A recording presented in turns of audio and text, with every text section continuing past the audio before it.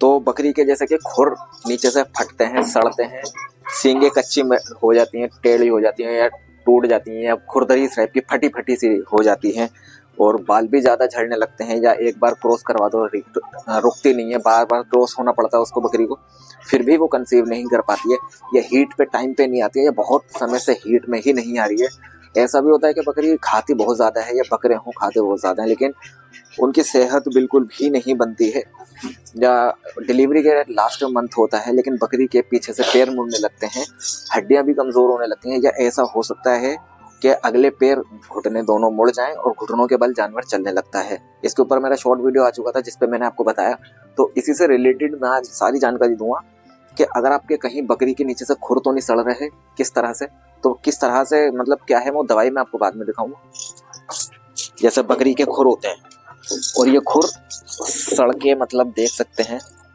कि मतलब इसकी कैटेगरी ये देख सकते हैं नीचे से कैसे ये मतलब ये खुरंड सा बन रहा है, ये ठीक है ना, ये खुरंड सा बन रहा है। तो इस टाइप के भी खुर होते हैं। और जैसे कि मान लीजिए इसके तो बाल नहीं टूट रहे या कम टूट रहे होंगे, और बकरी के होते हैं, लेकिन मैं इसके खुर के ज्यादा मानूंगा। इसके जो खुर हैं बहुत ज्यादा इसके सड़े हुए टाइप के खुर हैं, मतलब बदबू भी बहुत आती है इसके खुर में, और जब काटते हैं तो बहुत मोटे होते हैं और खुरंट सा उखड़ रहा है। इधर ही अगर आगे चल के बात करें इस बकरे की, तो ये बकरा स्क्रीन पे दिख रहा होगा आपको, ये भी बकरा जो है इसके खुर बहुत ज्यादा टेढ़े मेढ़े हो रहे हैं। और मेन मसला इसकी ये सींग, अगर आप देखें पास में आके, इसकी सींग जो है प्रॉपरली शेप में नहीं आई है सींग, ठीक है ना। सींग आपको दिख रही होगी कि जो है सींग मतलब फटी फटी सी सींग है, ठीक है, तो सींग प्रॉपरली नहीं है। और बाल तो खैर इसके नहीं झड़ते हैं, बाकी तो बकरा एक्टिव है, सब कुछ बढ़िया है, बस इसमें दो ही कमी है, एक तो खुर और दूसरी सींग, तो कोई बड़ी चीज नहीं है। लेकिन पहली चीज ये भी होती है कि अगर जैसे मान लीजिए होता है कि खुर जो होते हैं मैंगनी में, गोबर में, कीचड़ में सड़ के फटने लगते हैं, गलने लगते हैं, तो पहली चीज वो इसलिए क्योंकि वो कमजोर, इसलिए क्योंकि उसके अंदर जो एक डिफिशियंसी जो आगे चल के मैं बताऊंगा वो क्या है, ऐसा ट्रीटमेंट करें जिससे कमी हो जाए पूरी। अगर वो ट्रीटमेंट कर देंगे आप तो फिर कितने भी कीचड़ में खड़े रहे आसानी से नहीं सड़ेंगे और ना ही उनके फटेंगे। दूसरी चीज, जैसे बकरी एक बार क्रॉस करवा देते हैं, क्रॉस करवाने के बाद में बकरी जो होती है बार बार रिपीट होने लगती है, फिर क्रॉस करवाना पड़ता है, फिर रिपीट होने लगती है, फिर क्रॉस, इस तरह से बार बार मामला होता है। ये बांझ बेला का भी मसला होने लगता है, एक ये शिकायत हो जाती है। दूसरी अगर देखेंगे अगर, तो जैसे कि मान लीजिए एक हीट में ना आना, मेन मसला ये भी होता है कि बकरी हीट में नहीं आती है, तो हीट में आने का भी बहुत बड़ा मसला होता है। ये सारे सवाल जितने भी आपके हों, आपके बकरी में आपको देखने को या बकरे में देखने को मिल सकते हैं। कम खाना या ज्यादा खाना, शरीर पे लगना ही नहीं, खुर टेढ़े मेढ़े होना या फट जाना, मतलब खुरों में बहुत ज्यादा, मतलब एक नॉर्मल खुर नहीं, जिस तरह से अगर अभी जैसे इस बच्चे ने जन्म लिया है और इसके खुर में आपको दिखाऊं तो परफेक्ट है एकदम, मतलब कुछ नहीं है, फट नहीं रहे, छिल नहीं रहे, टेढ़े मेढ़े नहीं है, बिल्कुल परफेक्ट है। तो इस तरह से नया बच्चा है, बिल्कुल बाल भी नहीं होंगे इसके, ठीक है ना, नया बच्चा है। अगर ऐसा चाहते हैं आप, अगर ऐसा हो आपका जानवर, तो इसके लिए बेहतर एक तरीका है, बीमारियां, डिजीज, सारी डिफिशियंसी मैंने किस चीज की होगी वो बताऊंगा, बीमारियां सब मैंने बता दी। चलिए अब मैं आपको दिखाता हूँ कि मेन चीज क्या है हमारी बकरी के अंदर। तो हमने इतनी डिटेल्स दे दी, डिटेल्स देने के बाद में सिर्फ इतना ये और बताना है, बकरी के लास्ट के महीने में हमें ये इंजेक्शन के उपयोग नहीं करने हैं, कोई भी इंजेक्शनों के उपयोग लास्ट के महीने में हमें नहीं करने हैं। मान लीजिए जैसे कि बच्चा देने में हमारे बकरी के 1 महीना बाकी रह गया है, 5वां चल रहा है, तो हमें इंजेक्शन कोई सा भी नहीं देना है। परहेज करें, हर चीज के इंजेक्शनों से परहेज करें, हमें किसी भी प्रकार के इंजेक्शन नहीं देने हैं। और प्रेग्नेंट बकरी जो है हमारी, ये 18 दिसंबर को क्रॉस हुई है लास्ट, और ये इसका बच्चा देने में पूरी जनवरी है अभी बाकी है, और दिसंबर अभी चल ही रही है, 29 है आज, ठीक है। तो अभी एक इसके अभी बाकी है टाइम, और उस बरबरी को हमने नहीं दिया क्योंकि उसे कोई जरूरत नहीं, नई पटिया है, उसके खुर भी अच्छे हैं, उसके बाल भी अच्छे हैं, स्किन डिजीज भी कोई नहीं है। बालों पे रंग उड़ जाना, बालों का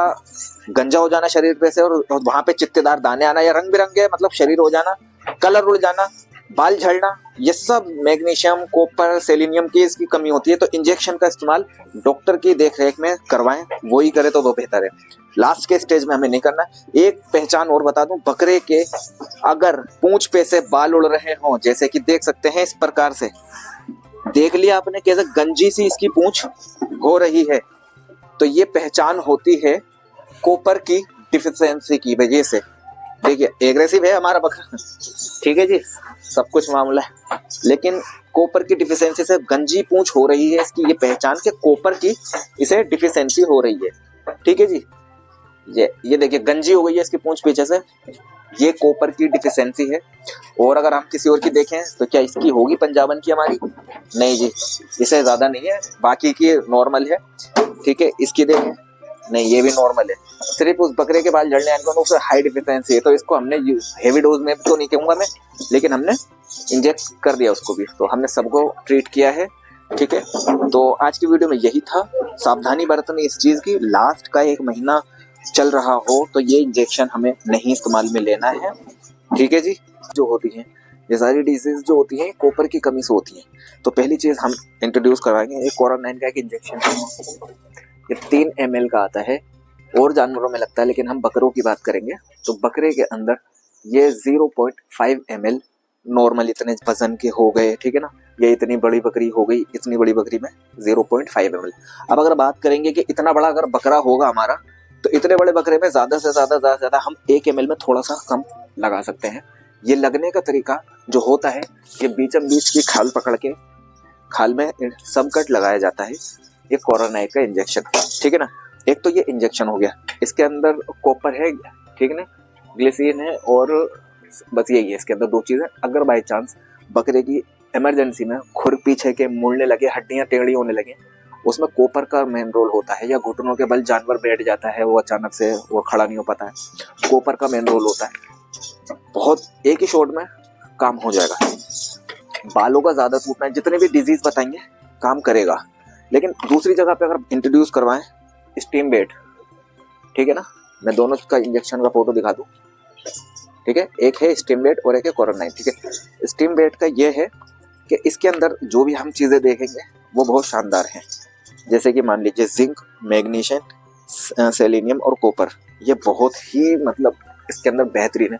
अब अगर ये आपको चीजें देखने को मिलती है, सारी चीजें, जब बाल भी टूटते हैं, खुरियां भी फटती हों, सींग भी टेढ़े मेढ़े आते हों, बांझ रिपीटर समस्या इनकी, तो जिंक का, मैग्नीशियम का, ठीक है, सेलेनियम का, कॉपर का बहुत रोल है, तो हमें इसको यूज करना है। तो फिलहाल के तौर पे तो अभी जो मैं इस्तेमाल करने वाला हूँ वो एक स्टीम बेड का इंजेक्शन यूज करने वाला हूँ, क्योंकि कॉपर की इतनी सडनली जरूरत ज्यादा नहीं है, तो मैंने स्टीम बेड का इंजेक्शन निकाल रखा है। और जैसा कि आप देखेंगे ये 5 ml का स्टीम बेड का इंजेक्शन है, इससे ज्यादा में हमारे पास नहीं है, ये मैंने सील ओपन कर दी, ठीक है। हर इंजेक्शन को जो शेक, हाँ, तो उसको यूज करेंगे। तो मैं पहले जो है वो बड़े बकरे को लगाऊंगा, सब कट लगाऊंगा, ये भी सब कट लगता है, इंजेक्शन का कलर देख सकते हैं, ठीक है। तो ये है हमारा 0 पूरा 1 ml,